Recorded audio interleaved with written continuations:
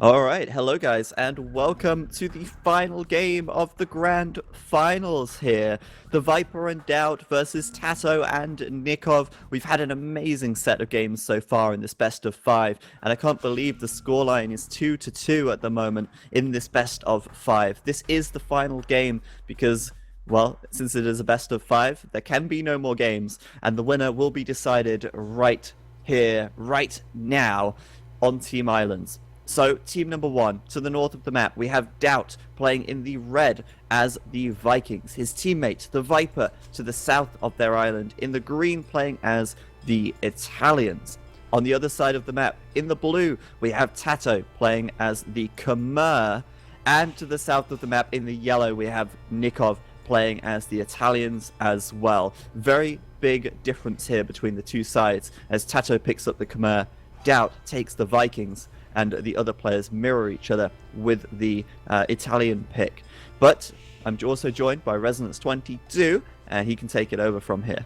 As always, it's a pleasure, and I'm really glad that we have made it all the way to the fifth game in this best of five series as these players compete for the prize pool in the Return of the Kings tournament sponsored by Microsoft and organized by Escape Gaming. The map today is Team Islands, and it's icy. Basically, since both players have such a large landmass compared to regular islands and they share it between them, this game has the potential to go on longer, as players will be able to establish a trade line between them if need be. And also, we expect landings to be more viable than they otherwise would be on islands due to the larger landmass. It tends to be harder to detect. So, we should see a mix of some heavy water-oriented gameplay in the Feudal Age, transitioning into also some land combat. Yeah, that's absolutely right. And some people in the chat asking about why we have quite a few water maps in this tournament. Actually did a feedback poll on last weekend's event, and a lot of people said they didn't want to see the water maps, and we have taken that on board. However, the settings and rules for this tournament were drafted before the feedback forms were sent out last weekend. So from next weekend onwards, we will be seeing less water maps. But for this one, we have got the Team Islands map being randomly selected from our pool of maps. Interestingly though, DauT taking the Vikings here, I feel like they've really dropped off as the dominant water civ in the expansions. And what's interesting to me is that TaToH, I really wonder what his strat might be. I'm thinking maybe he's planning on some kind of Dark Age transport, because as the Khmer, he doesn't really have any water bonus. He gets the bonus that his buildings, he doesn't require buildings, to advance to the next stage, and his villagers can garrison in houses, and his battle elements are faster. Right. That's it. There's nothing on the water for TaToH here. The Khmer have a decent dock tree. I might be wrong, but I think they're only lacking heavy demolition ship, and if I remember that, that's because I'm that nerdy. So they have a decent dock, and as far as... I'm hearing a little bit of echo. I think I'm getting a little bit of echo from Zach's mic. Okay, should be fine now. Oh, excellent. Anyway, so the Khmer, like you said, I feel like they are going to be best utilized if you're taking advantage of their lack of building requirements, so we might see some sort of Dark Age transport ship play, or just some sort of very fast age advancing. Maybe he's going for a fast castle age into fire ships because he doesn't have a blacksmith or a market requirement. Various things like that I think are quite nice. And one quick thing before I pass it back to you is that the Vikings were certainly absolutely awful after the initial expansion releases, but since Rise of the Rajas and whatnot, since we've made some tweaks to the water balance, we hope that the Vikings are in a much better place now, especially because they are able to make longboats without a castle. So even though they fall a little bit behind in the Feudal Age due to things like fire galleys, they should be able to claw their way back if you take full advantage of things like longboats, and now fire galleys are a little bit weaker, so we'll see. Yeah, the problem is, though, really, is that the Feudal Age water is really what defines the game. If you lose the water in the Feudal Age, it's incredibly hard to get back on it later on. Of course, the longboat from the Vikings is designed to be a comeback mechanism because of how quickly they create. They're not actually stronger than galleys or galleons. They do work as a comeback, though. So I think in this kind of situation, the Vikings still are, not as good. However, I do think that TaToH must be up to something here, and I've got a feeling it's going to be those that fast castle with the fires. It's got to be the fires. as you said, he doesn't need the market blacksmith. That's a huge amount of saving on wood that he can then invest into ships. And I think that could be the real key here for TaToH, pulling that one off. Now, speaking of TaToH pulling it off, the way he set up his economy, he's at the dreaded Resonance22 499 food, but with a little bit of force dropping off, he will be just fine. He's thinking about a super fast feudal age, and if we compare it to his teammates, Nicov, no intention of going to the feudal age right yet, so he's kind of forfeiting some early water pressure. The Viper will be behind a little bit, but he is considering it. He's just about ready to advance.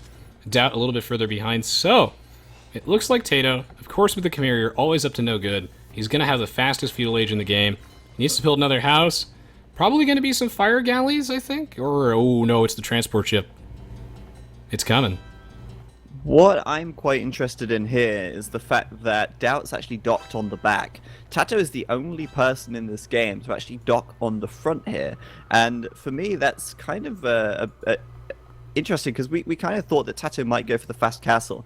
As we can see, though, it is going to be that transport ship. Nice. And we've already seen how that transport ship can work out so well. TaToH and Nicov actually ran this strat versus MBL and Slam. It worked out brilliantly. They're actually going to go ahead and take both of the scouts across. So that could be some potential scout harassment coming in as well versus these unprotected villagers.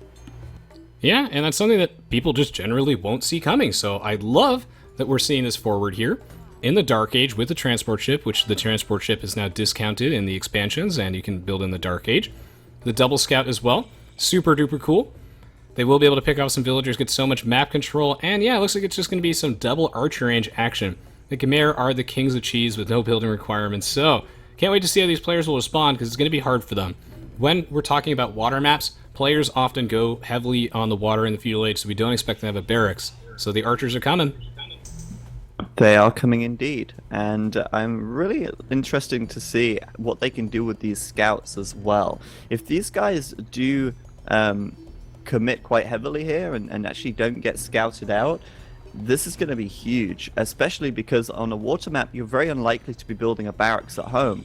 And when you don't build a barracks, you aren't able to build any counter units or like any archers or scouts or anything like that either. So in come the scouts to the wood line, and I can't believe this issue with the microphone. Like, I can't tell you how I'm almost whispering when I start my sentence just to start it as quietly as possible, and it's still super loud. What is this? TeamSpeak, please.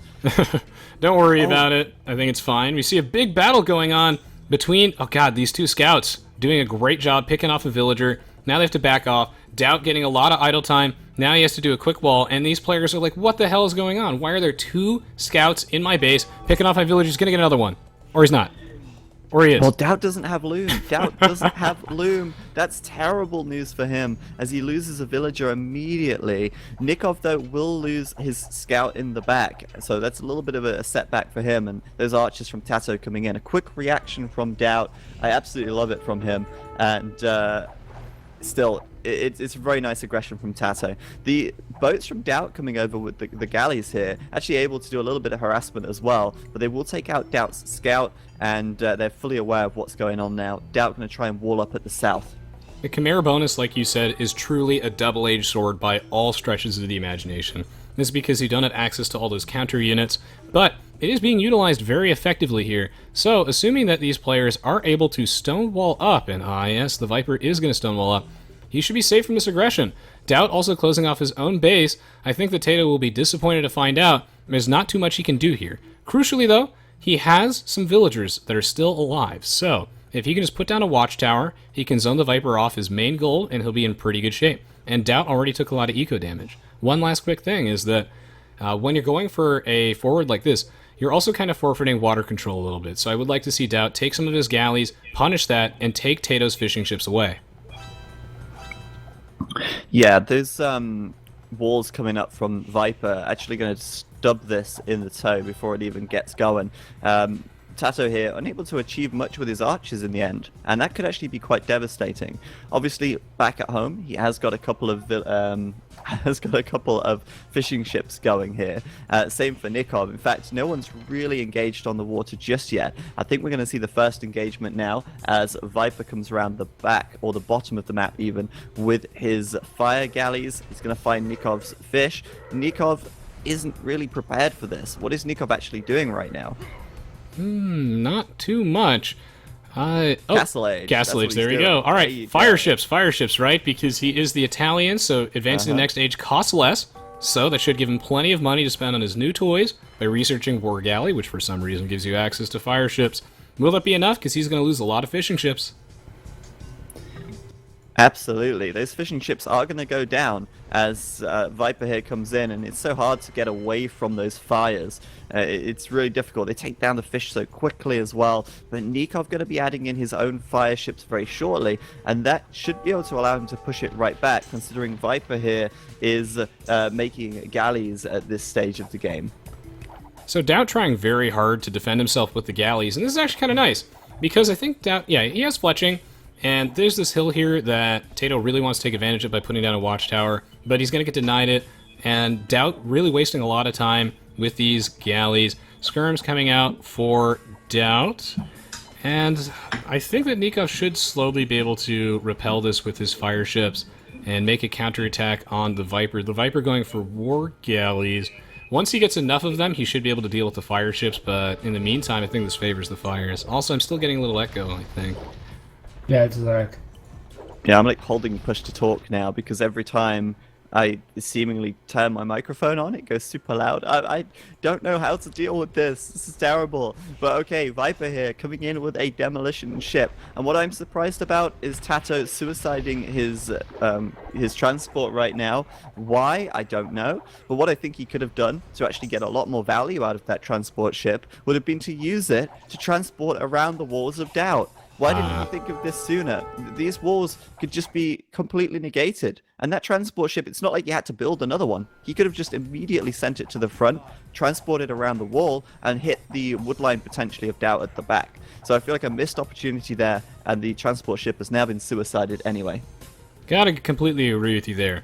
One of the real strengths of the transport play, not only is it unexpected on a map like this, but also you can just take your villagers, take Bikini Bottom, and move it somewhere else. And that kind of bypasses all the walls. You know, if we actually used it to bypass the Viper's walls or get around DauT's, that could have done a lot of damage. Right now, TaToH has slowed down DauT, and I think that's really the point. We're taking DauT out of the game in exchange for temporarily taking TaToH out of the game as well. So right now, it's the Viper versus Nicov. However, I feel like the Viper has a very strong army. I love mixing in some fire ships at the front to keep the enemy fire ships busy, while your war galleys at the back do all the work.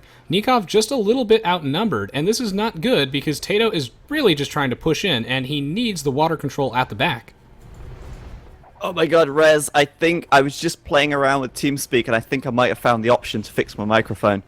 I think it's over. The meme has died.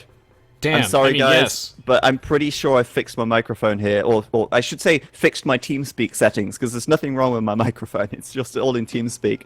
So I really hope this is good. I hope. Okay, no, it's not worked apparently. Oh jeez. Oh jeez. I think I need to restart TeamSpeak. I'll be right back. I'm sorry. I'm out. It's even louder now. It is really loud now. Don't worry, I got this. I've been casting now for years. Okay, so the Viper engaging on Nicov. Nicov has to fall back as he did get caught by surprise. And one of the unfortunate things is when you're running away your army of war galleys and fire ships is actually the war galleys will default to the back of this, which means they're going to take so much damage. And it was a trap. The Viper going to pincer this entire army, surrounding it, and with that, Nikov's hopes and dreams of water control just going down the drain immediately. And this is quite awful. As comeback mechanics in the water, you generally rely on things like a good demolition shot, or you rely on a castle along the coastline. But he really has so much ground that he needs to claw back into. Meanwhile, TaToH's aggressive push not really working out, as DauT will successfully make it to the castle age, and with that TaToH has to shift gears, but he has no water to rely on and no momentum of Nicov to buy him the time he needs. Okay, I think I'm back, and we should be good. I really hope now. I'm gonna be super careful from here on out. DauT, yeah, coming around on the right side as well to support his teammate here. But Viper taking great control of the center as his ships are spreading out now, checking out the shoreline, starting to harass the docks, and hopefully we're all good. I think I might have fixed it, guys. With that, I just had to restart TeamSpeak. Woo! We got there in the end. Sounds fine now, just in time for the end of the tournament, but not the end of this game. things are looking grim for TaToH and Nicov. TaToH's still in the feudal age. If I switch over to his perspective, he is on his way to the castle age, and this is quite important for him. But really, Nicov losing that entire army, getting pincered there, was devastating. What is Nikov's game plan at this point? Yeah, I've kind of lost my track here. I'm going to try and get back on point. Nicov, adding in the third TC, he's actually booming up quite heavily at the moment. And if you compare that to Viper, who's just got 2 TCs right now, and DauT, who's only just added his third, Nicov does seem to be way ahead in terms of economy at this point of the game. So I get the feeling like he's just looking to boom it out and maybe go for some of like Imperial Age pressure, perhaps. And I think that would be a good idea. In the meantime, though, he has to deal with the coastline, the elephant in the room, which is this large navy. Without any stone being mined, we can tell that Nicov doesn't fear this navy that much. He's not going for a castle along the coastline as a desperate way to reclaim map control. However, he can boom all he wants. He just has to be careful because the possibility of a transport ship landing some units and taking him out of the game is very high. Not only do you forfeit all of the free food when you lose the water, but you also have to watch out for that landing. So all eyes on these docks for any transport ships. And also, eyes on TaToH, because the pressure is onto him to do some damage here. He's only stayed on 1 TC for now, and that could be a real problem if he doesn't do much damage to Viper. So far, he's actually not been able to get through the walls of Viper, and he's finally adding, well, an outpost on the wall there. I thought maybe that would be something else, but no. He has actually added the Siege Workshop, though, and he should be able to start breaking through here, slowly but surely. Although it is very much all in, I feel, with only 1 TC so far for TaToH. At least for Nicov, though, at least he's got one thing, going for him. If there's any map where this strategy is viable to boom up like this, it's going to be Team Islands, where you've got a very big distance between the shoreline and your economy, making sure, of course, that Nicov can keep all of his economy nice and safe under here. And for now, that's good. He was also saving up for a castle with like a lot of villagers taking stone up here. And with that castle, he's hoping to reclaim some shoreline and be able to rebuild those docks and take it back. And it's even better when you're the Italians and you have that discounted Imperial Age. Nicov actually poised to get there. Let me see how the Viper is doing on his own advancement timing, and it looks like he's going to be way slower than Nicov. Nicov going to start advancing right about now, and this is the moment they've been waiting for. They're hoping that this will claw them back into the game. TaToH applying a lot of pressure to Viper, making sure that his own imp is slower. Now, we've seen time and time again on these water maps that the fast fire ship upgrade is huge if your opponents don't have mass war galleys. And honestly, the Viper doesn't have enough. I think Nicov could get fast fire ship and maybe take back the water. He can certainly do it, and of course the benefit of the fast fire ship is that it doesn't require any food to upgrade to fast fires. It just wood and gold, as we will see. So look at Nikov's economy now. He's got a lot of gold income coming in. He's got plenty of villas on wood, but I'm actually a little concerned that he doesn't have enough villas on wood at this point. He's still got a lot of villagers farming. He's got so many villagers mining stone. I think he actually could be a little light on the wood as he approaches nearly 1,000 food. What's he going to do with 1,000 food on this map in the Imperial Age? Chemistry maybe, but really, like, you're right. It's going to be quite awkward for him with the way his economy is set up. He needs more villagers on wood Prano. Ships are so expensive. Meanwhile, TaToH, on his second town center, this is good, but he wants to keep pushing. His goal is to delay the Viper's Imperial Age enough so that Nicov can leverage that tech advantage, come out with some fast fire ships, and completely snowball the game. And so TaToH will be dropping a castle, and this is one of the few games of Age of Empires I've seen where there's almost a 2k score deficit, and yet TaToH is still pushing. He's still the aggressor. He's like, no, I'm not done yet. Killing this town center from across this tree line with this mangonel. The Viper losing a lot of his economy, and now Nicov almost to imp.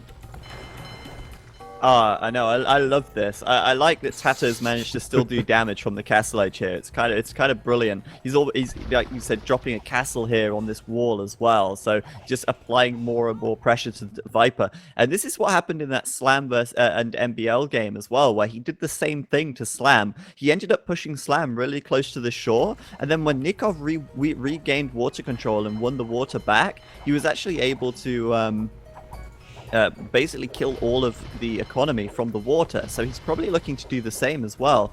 Fire ships coming out. Of course, Nikov's going to be going for that fast fire upgrade straight away. And we've also got dry dock coming in also at 40% right now. What is with these players? And like, they actually picked the one dock that is almost about to die. It was the one that they put the upgrade in. But they're never punished for it, so it's totally fine. Nicov will finish past fire ship. I do it all the time. Dry dock. He's doing this, and I guess that's where all the food is going. That way he can chase down those units with the incredible speed spike that no one is going to expect. And here they come, putting the fast fire ship. These They're fast. they're almost as fast as a king. Oh, but look at this. But look at this. The longboats coming across from DauT. I see in the chat about Jesus Monk. I'm guessing someone transported a monk around and it started floating over the water. But, yeah, longboats coming in from DauT as well. Interesting choice, but look at this. He doesn't have bodkin arrow right now, so I think actually he's a real great danger from Nikov's fast fires. We've also got the Khmer adding in a ballista elephant, because why the hell not? And Viper's still under a little bit of pressure here, but Viper is Imperial now. And What? I don't think TaToH is going to be able to keep that castle up, to be honest. Cision, someone wake up Cision. I'm pretty sure there's a ballista elephant that's cutting sugar. through the tree line. Okay, I'm now behind everybody. I need to fast forward a bit, because now I see it. The ballista cutting through. That is amazing. TaToH, you genius. Everyone was telling me before, Zach, you need to pause your game. So I paused my game, and now I'm behind everyone. So there you go. Ballista elephant cutting through the trees. Bert. That is fantastic. It's a shame it didn't amount to much else, though. Oh my god. Longboats, ballista elephants. This is amazing. The ballista elephant cutting through the trees, finally seeing competitive play. We saw Malay fish traps. Could this tournament get any better? Yeah, maybe, but it's still really good. So What a great use of that unit, though. That is so cool. And, like, that's just goes to show TaToH's knowledge of this and how he's really practiced and played with these civs so much. It is just a shame, like I say, it's not going to amount to much because cutting through that tree line doesn't give him any access to Viper's eco here, but super nice play all the same, and that's so cool. But on the water now, we should refocus on that because the fast fires from Nicov are coming in, the galleons are done, and he's got a big upgrade advantage over DauT here. However, Viper also has his own galleons in the mix, and this is still going to be tough for Nicov to fight back in a 2v1 situation, with Viper also adding his own fast fires now as well. the 2v1 situation is critical here. Nicov got to imp first, but the Viper was in hot pursuit, not that far behind. And now we have to deal with the Imperial Age Vikings, which they have longboats. This is going to be really difficult for Nicov to take this on. He's doing a really good job at it, as DauT's navy's a little far back while Viper is taking a fight. Still though, it's going to be up to TaToH. TaToH needs to build his way back up into the game, get swole, and get on the water too, or kill the Viper on land, as the Viper in the Imperial Age has the trebuchets, which is what he needs to defend himself. So now, we're seeing a bunch of barracks coming out from TaToH. Exactly. We need some AoE comeback, guys. Some AoE comeback for TaToH here if they want to win this game. Because it's going to be really tough now that TaToH isn't still in the Castle Age, and it really is 2v1 on the water, but that isn't stopping Nicov anyway. Look at this. He is tearing through that army of Viper, but there are more longboats coming in from the back, and they are now elite. They now have Bracer, and DauT and Viper possibly going to take the water. It's hard to say because Viper doesn't seem to want to bring those fast fires into the fight on the left side of the map, but still, it's a 2v1 situation, and TaToH here losing his castle, not able to do any more damage to Viper's eco, but he's still not out. As you said, the barracks are coming up, and TaToH is on the way to the Imperial Age now, albeit very slowly. It's a 2v1 situation, but they're fighting like henchmen in an action movie, one at a time rather than beating them up all simultaneously, wave after wave, allowing Nicov to fight just a 1v1 and then a 1v1. He's actually somehow winning this. This is absolutely absurd. Meanwhile, I love that analogy. That's brilliant. It's like, you know, have you ever seen Kill Bill? Yeah. You just fight your way through like hundreds of henchmen, and like, they all take the fight one-on-one instead of swarming at once. That's exactly what Viper and DauT are doing right now, because they're not massing together, and they actually end up getting beaten out by Nicov on the water here. So incredible play by Nicov, able to win that one still 2v1. And now this is what I was talking about with Nicov being able to do damage from the shoreline. Viper in trouble as these villagers are going to go down on this wood line here as he runs away. Are you absolutely kidding me? Nicov with some serious plot armor. He just will not die.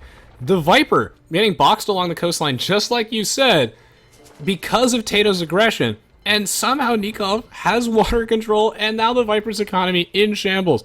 DauT, though, massing up these longboats. They don't just look cool, they're strong too. So if he gets out enough of them, maybe they can turn this around.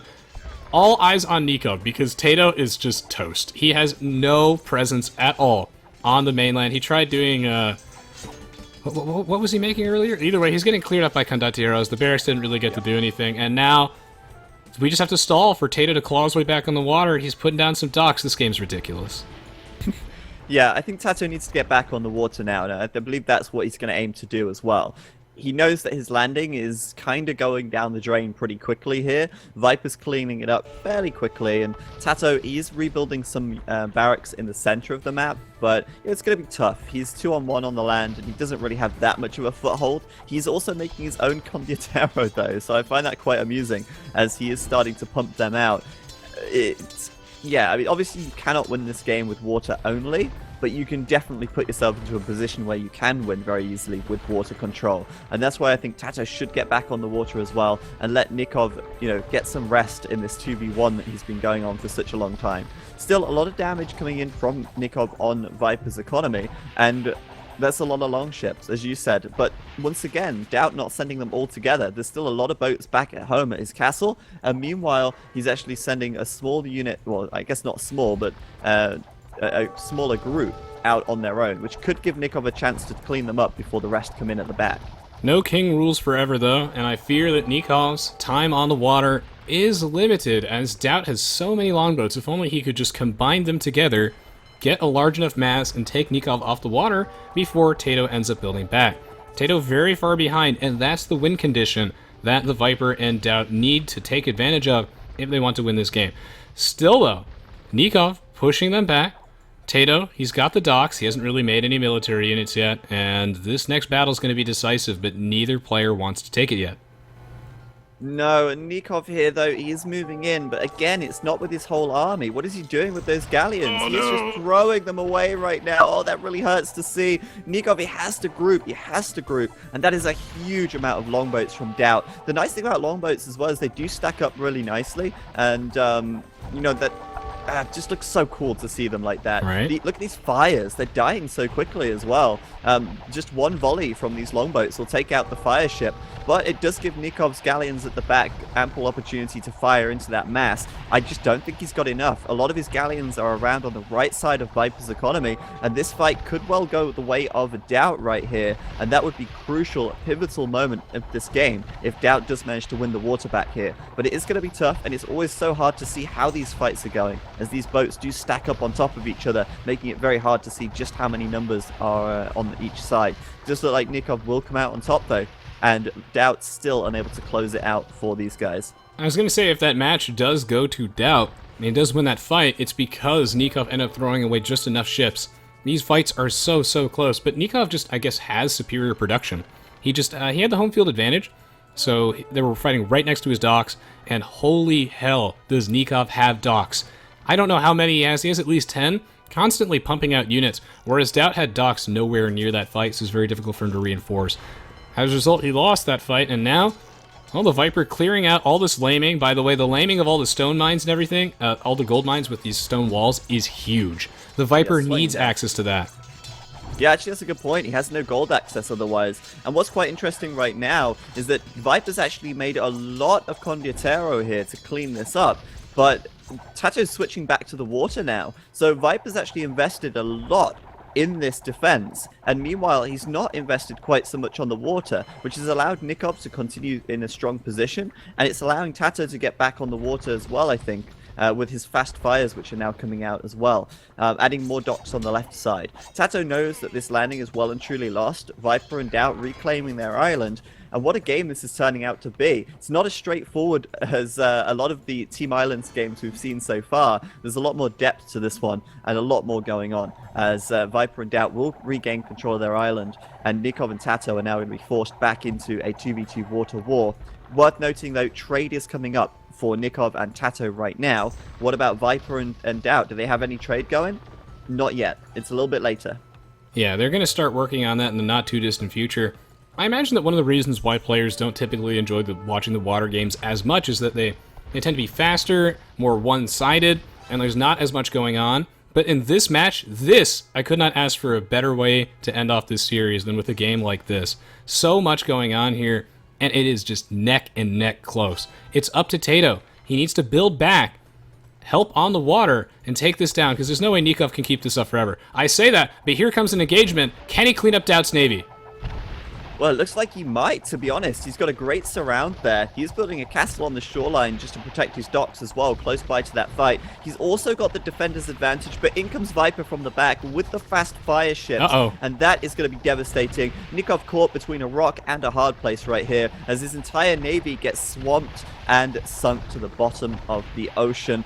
Bad news for Nicov and TaToH. This is going to be so hard to get back onto the water. And meanwhile, at the top of the map, close to DauT's castle, we've got a landing coming in very soon. We've got Condottiero loading up into the transport ship any second now. We've got the Berserks also from DauT getting ready to load up. And at the same time, they've just won the water at the south. Could this be the finishing blow? Because as this raiding comes in, I don't think they're going to be prepared or expecting it at all.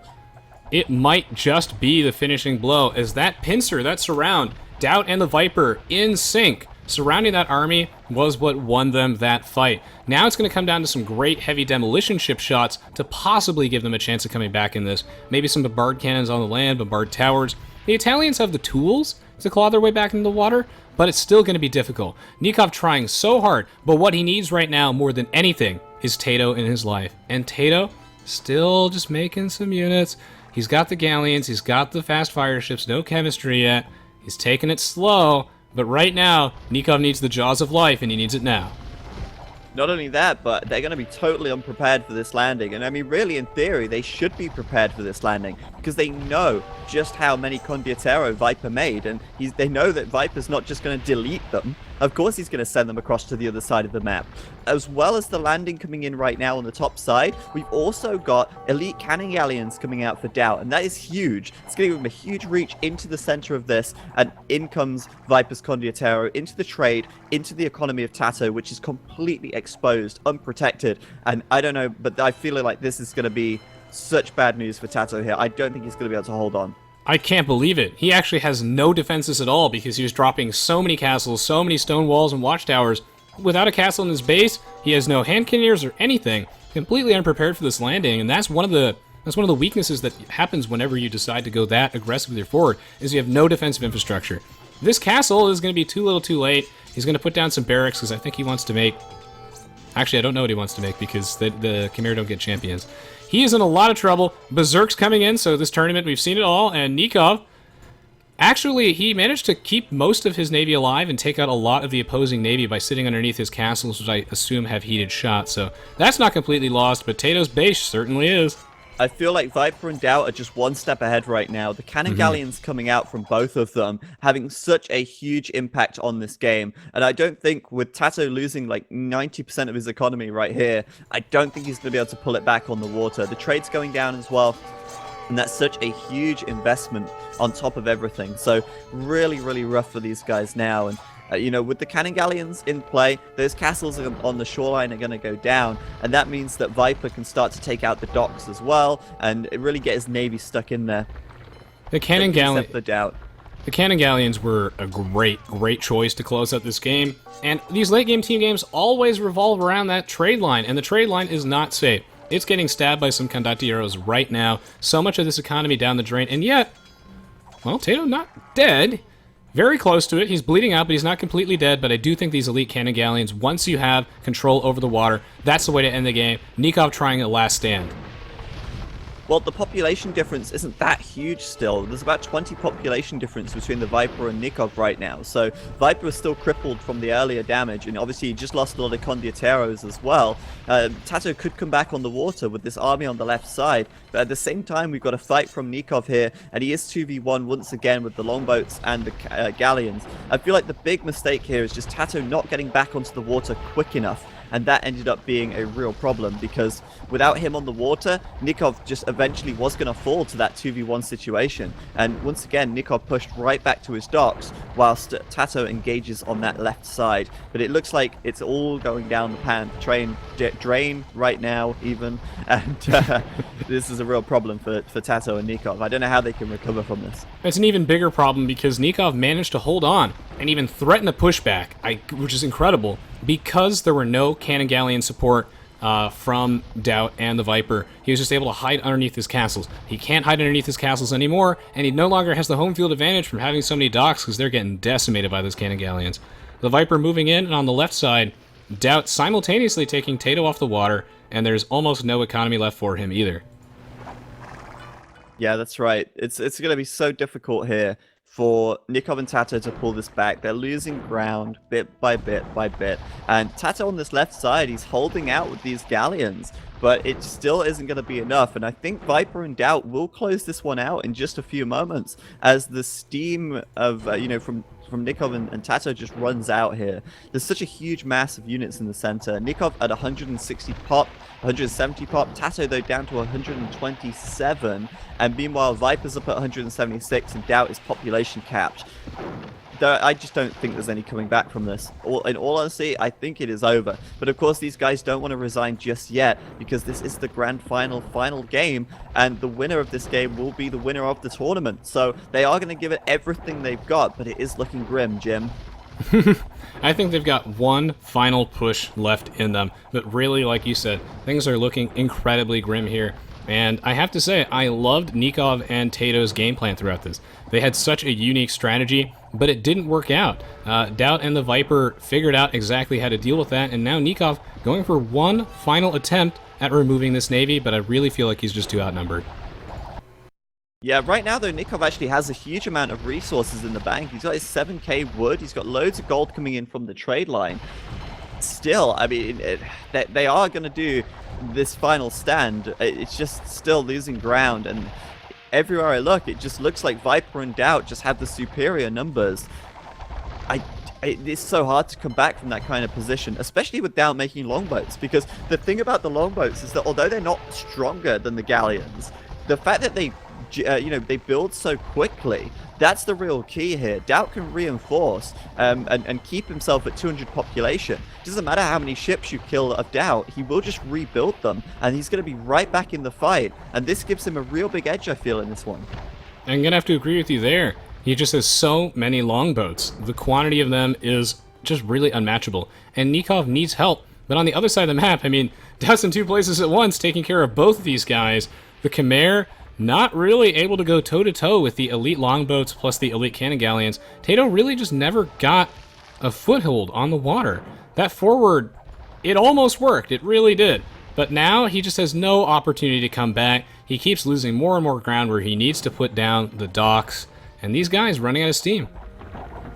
As far as relics are concerned as well, Viper and DauT do have 4 relics between them, whilst Nicov has the remaining last relic. So that's also meaning that Viper and DauT do have more passive gold income as well as their trade, but that might allow them to cut out a couple of trade carts in favor of an extra couple of ships, enabling them to once again turn the tide of the battle. On the left side, I don't know, I've got a feeling that TaToH might be able to push this back here. He does actually have a lot of galleons, and although those longboats are very stacked up, I do get the feeling that the galleons might be coming out on top in this one, but the cannon galleons at the back are always a little bit of an unpredictable force in these fights, because they can do a lot of damage, but they fire so slowly, you just don't know when that damage is going to come in. Still, though, they don't want to give it up, but Viper is landing across now. He's throwing down barracks on Nikov's land, and he's just going to get ready to spam in there and disrupt that trade as much as possible. Now, I understand why these players aren't making heavy demolition ships, because they're just going to get mowed down. But I do think that sneaking maybe one in there could be really, really great, considering how clumped those longboats are. I think you can afford to at least try it once or twice. Could maybe work out. But right now, the Viper is tired of this. He wants his money, so it's Condottiero time. The barracks are on the ground, 16-second creation time, he even has a couple monks. By the way, if you guys have seen the floating Jesus units that go across the water, that's actually just a replay bug. That's not actually gameplay, don't worry. Yeah, it's all good. It's just in the replay. But yeah, these Condottiero are huge right now. They're killing so many of Nikov's villagers, and this could be the final nail in the coffin of TaToH and Nicov right now. It could be what it tips it over the edge, and, well, is it what it tips over the edge? I think it might just be. Viper and DauT going to be victorious as Nicov and TaToH call the GG. Nice. Congratulations to them, and what a great final match as well. It really did go down to the wire there. It did really come down to the last, the late game, and it really required Viper to go all in on that raiding in the end just to close it out. Viper and DauT going to take the series 3-2, and they will continue to hold on to their reign as the champions here. Such, good play from these guys. But also credit to Nicov and TaToH managing to get 2 games in this 5-game series. It was definitely close, and they really were very close to taking this one as well. Yeah, just a really well-played game on both sides, and such a great series, too. Couldn't have asked for a better way to end it off. GG, well played. Seriously, congratulations to DauT and the Viper for narrowly seizing that victory, and Nicov and TaToH for giving us such a close series. Yeah, really fantastic games, and thank you so much to all of the players for taking part and giving us such a great amount of entertainment this weekend. Thank you to everybody for tuning in. 3.1k viewers here on the final on this channel, and we also had the Spanish channel, which I believe had over 1,000 viewers as well. So that's like 4,000 viewers for Age of Empires right here this weekend. So thank you all so much for tuning in and supporting the stream with your subscriptions, and of course the Patreons as well over there. Amazing stuff. Also, I just want to say before we go on to anything else, don't forget we do have the giveaway. You can win yourself a HyperX Cloud 2 headset. The giveaway ends at midnight tonight, which is in 25 minutes from now. So enter the giveaway, make sure you go under the stream and click on that link, and you will be able to see the get into the giveaway and get your chance to win that really nice headset. Really, really nice. And I see the grass DauT on the screen, wobbling around. Amazing effects from Niltford there. And thank you to Niltford as well for doing all the, I was going to say the casting. It's not the casting. It's like doing the camera work for us while we had all those technical difficulties earlier on in the stream. Yeah, Production quality through the roof right here, Niltford. Yeah, I didn't have a grass TaToH and grass Nicov smiley to take, so I just prepared this one and hope for it. That was brilliant. If only you could have like 2 mice to control 2 little things. Sweet. That would be brilliant. But maybe I can make a little animation for you. Maybe next time. So apparently DauT and Viper are ready for an interview. I'm super tired. I can't tell you guys how much time goes into this. I've literally... Because last weekend we had Escape Game Masters 2, and this weekend we've had this event. I have literally worked 14 hours for the last, a day, for the last 2.5 weeks straight, and I am destroyed. So I'm going to take a couple of days off for the next couple of days here before we start preparing for the next tournaments. But we're going to get Viper and DauT in to do an interview, and I'm just going to let Niltford ask the questions because I can't think straight anymore. Oh, God. Okay. And again, thank you so much, guys, for watching the tournament and supporting the competitive Age of Empires scene. We really hope that you've been enjoying our commentary and all these games. I have no voice left at all. But this is a wonderful series and always a pleasure to be here. GG, well played. All right, so I've just told Viper the password for the room. He's going to join when he gets that, I guess. There he is. Hey, Orion, how's it going? Hey, going well.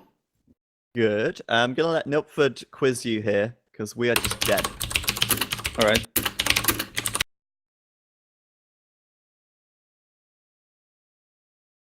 That's kind of expected. Yeah. Exactly. So, Niltford can go ahead with the interview. I hope. Okay. Yeah. I just did something on the overlay because I'm so professional today. Okay, so the Viper. First of all, congrats. What were your thoughts going into the journey in general? How much did you train? What do you think about DauT as your teammate? How confident were you? We trained like a couple of days before the tournament began. So, and we also, me and DauT sat together and we looked through all the maps and decided on a game plan for each map and civs and stuff. So we were kind of well prepared. And, you know, DauT, if DauT gets to play his game, he's always one of the best players. So I was confident. But of course, I knew, well, I was expecting to meet Nicov and TaToH in the final. And because they were the guys we practiced with and they were playing really strong. So yeah, it could go either way, as I mean, the score 3-2. So yeah, of course, we were confident as we usually are. Okay, yeah. Sweet stuff. So training against them, obviously very good because you were at the opposite sides of the bracket. Yeah. How much strategies did you share, or did you try to hide something? Well, we were kind of winging it the first couple of days because we didn't we made up our mind on Thursday, I think, Thursday night. So we only had like 3 or so practice games once we had decided all our strategies. So, but we were just kind of testing things out, and I mean, it was nice because we were playing with Nicov and TaToH, and they were showing us what they were doing pretty much. And I mean, it seems like they played those strategies they did against us throughout the whole tournament. So I feel like they revealed maybe too much in our practice games because me and DauT were just trying to test out civ combos, compositions, how good are this unit against this unit, and things like this. We didn't really want to reveal what we would do specifically on specific maps. But yeah, I don't know. We just I think we had a good game plan for pretty much every map, and I think we have a good idea of what civs we should pick and stuff. So yeah, turned out well. Okay, so since it's the only interview we will do over the whole tournament, how did you like your first draft being against Leary and Hart there? I felt like them being seed 8 was pretty dangerous for you. Yeah, I didn't expect them to be seed 8 as well, so I was surprised when I saw we were up against them. But me and DauT are more experienced, and especially when there's a variety of maps as well. I think Leary and Hart are very, very good Arabia players as a team, but I don't know how they play on other maps. And also, the whole settings kind of favor the highest seed because we're allowed to pick the first civ pool. And against Hart and Leary, I felt like it was kind of a free win because of we being allowed to pick the civ pool, because when there was migration first and nomad afterwards, I feel like AOC civs are better on nomad and expansion civs are better on migration. So we could just pick my expansion civs for the first one and then have AOC civs for the second one. So I feel like the settings were a little bit in favor of the higher seed, which I guess it showed as well since the first and second seed got to the final. Oh, yeah, but you get to see it obviously because of your skill as well. Yeah. Okay, then how was your semifinals against BackT and HCM? You actually lost the game there. Yeah, we knew, like, we know the map order, right? So we knew migration was game 2. So we just picked AOC saves for game 1, and we felt like, okay, game 2 is going to be a win no matter what. So we're just going to try. And we wanted to pick Vikings. So they couldn't pick Viking for their migration game, and also Huns. So we just picked saves pretty much to make sure game 2 was a free win.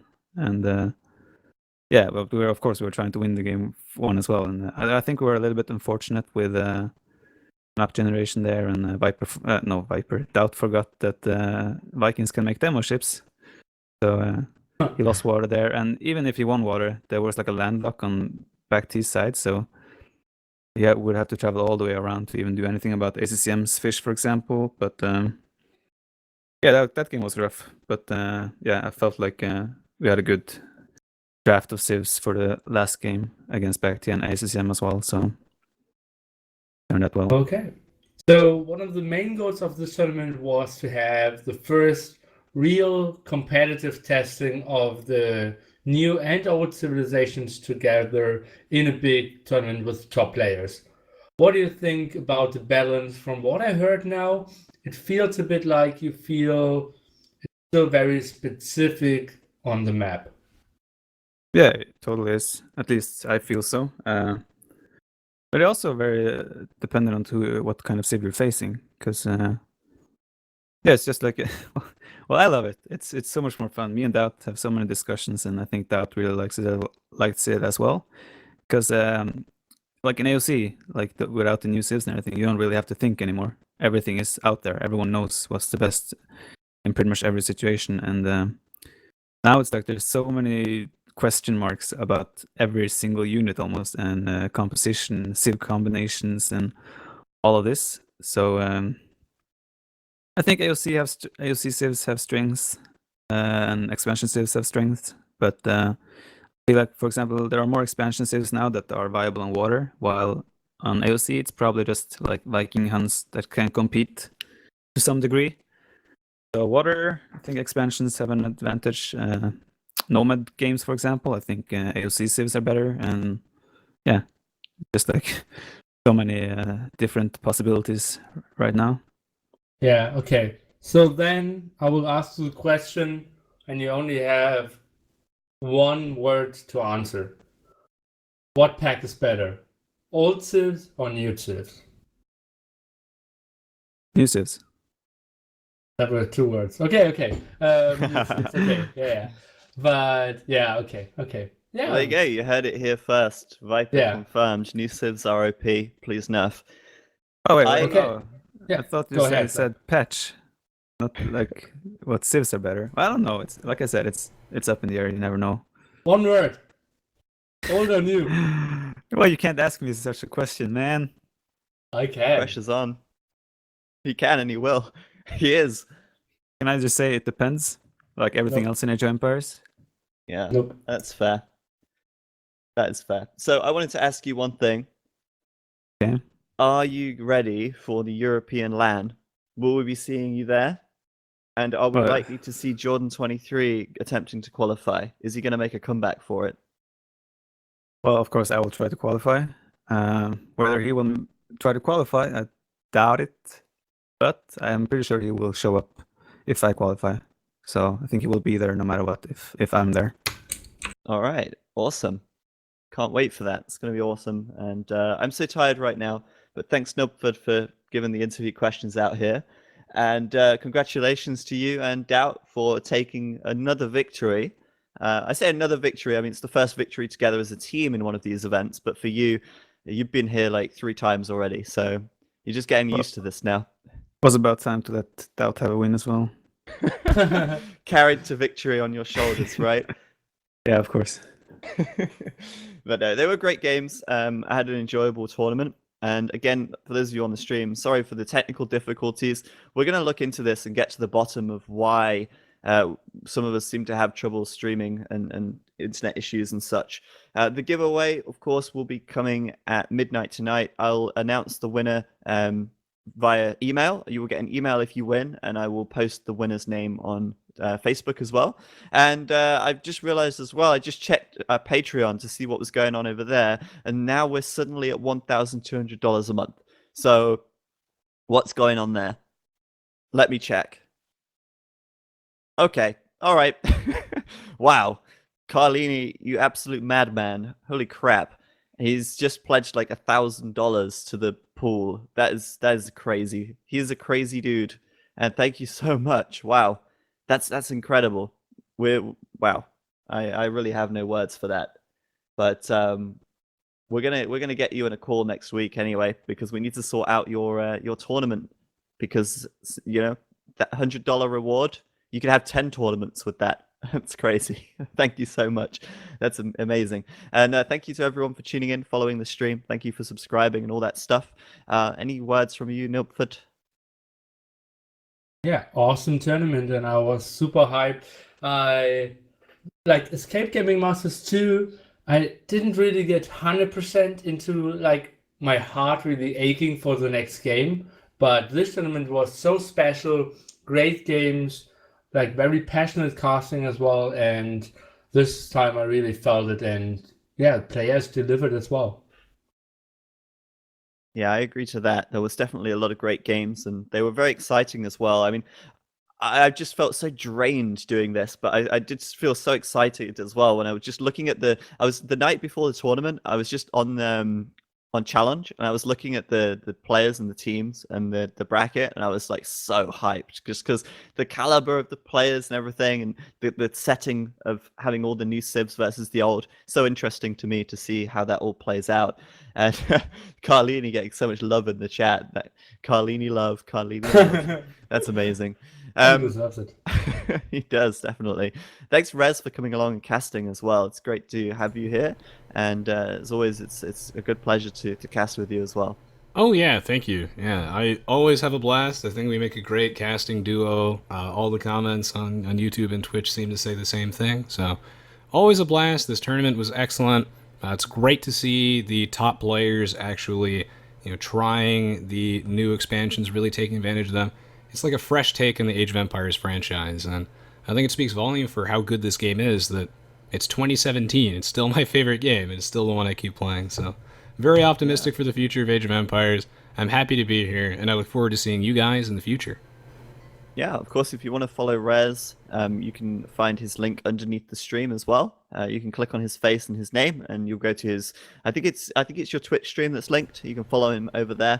You stream every Saturday now, I think it is, or every Friday now, I believe. No, it's every Saturday, but Okay. I mix it around from time to time. If you guys would be willing to check out my YouTube and Twitch pages, I'd really appreciate the support, as I have been taking some time off of streaming my personal pages just to support the competitive scene and be here over the last 2 months. So you can find the links to that below on my Twitch page. I have the YouTube page as well. Really appreciate it, and yeah, thank you for the plug. Yeah, no worries. And yeah, we're going to be back on the 1st of March with our first midweek madness. Make sure you're around for that. That's the Wednesday, the 1st of March. And we're going to be hosting our next big weekend tournament on the 17th of March. That's going to be called Elimination Draft, and we'll be releasing information about that soon. So keep your eyes peeled on social media, on our website, where we will update everything, and on Reddit, AOC Zone, all that stuff. We're going to post it everywhere we possibly can. And yeah, we'll see you guys then. Thank you so much for tuning in. Thanks for the great weekend. And of course, a huge thank you to Microsoft for actually giving us a prize pool for this. I still think it's incredible that they are involved at the level they are so many years after the original release of the game. That's, to me, is amazing. And I hope we'll see more of that in the future as well. And I'll do my best to keep them interested, I guess. But yeah, thank you guys so much, and congrats again to TheViper. So we will see you guys next time, and I'm going to host somebody now. I don't know who's going to get that host. Let's find out. Do I play the trailer again? Yeah, play the trailer. Go ahead, and then I'll host MBL.